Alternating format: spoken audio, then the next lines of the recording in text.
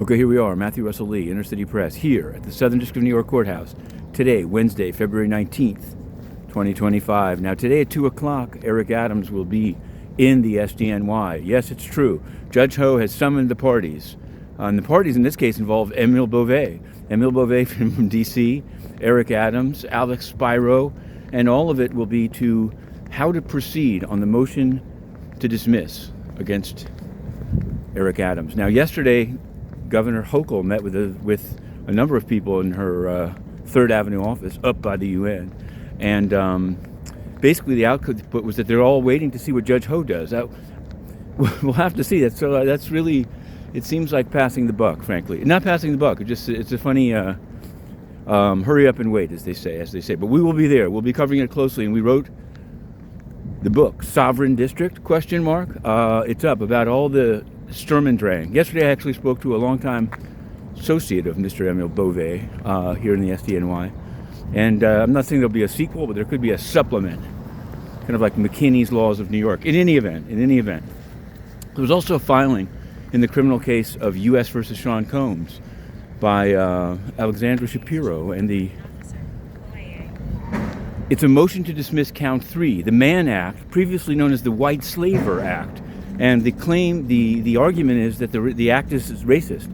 The act is either racist on its face or racist as applied. Actually, I think it's an as applied argument, because they're saying that Jerry Falwell's, the Falwell couple, never was prosecuted. Basically, it has to do with, they redact the name, but you can figure it out if you look into it, an escort service moving across state lines for purposes of sexual, commercial sex acts.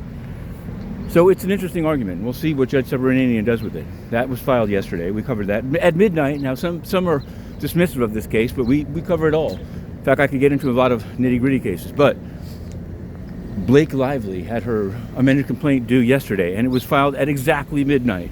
And we were the first to write it up. We wrote it up. Somebody said, the country's in crisis. Why are you writing about this? But we can do it all. In fact, I covered a case in the magistrate's court in which a dual citizen of Venezuela and Peru, on drugs and gun charges, was detained. It's an ICE detainer, but it seems like there's actually going to be I'm going to follow that case to see what happens. Some people believe that people are then just put on a plane and flown back to Venezuela. I think there's going to be a whole SDNY proceeding, so we will cover it. There's also a trial about to begin in another case that we've been covering, Charlie Javice, U.S. versus Charlie Javice. It's basically J.P. Morgan Chase versus Charlie Javice. They didn't do due diligence. She defrauded them. Now there's a trial. This will be the second day of jury selection, and I believe the openings will be tomorrow, Thursday, if all stays well. The jurors have to wear masks. Many people are trying to ask off the jury, not only for that reason. Nadine Menendez, final pretrial conference. And finally, before I get there, the rare UN SDNY story. As we've reported, survivors of October 7th sued UNRWA because there's evidence that UNRWA staff participated in the terrorist attack on October 7th. But not only did UNRWA say, we're immune, we don't have to do anything, as they did in Haiti when they brought cholera, as they do about censoring and banning the press, but the State Department also, at that time, said they're immune. Well, the new Justice Department has written in and said, reconsider. Don't rule on the motion to dismiss. Give us a chance until April to figure out our position. Interesting. How does it apply to censorship at the UN? We'll see. It's all a big litmus test. We're here at the Southern District of New York, waiting for Eric Adams at 2 p.m. To be continued.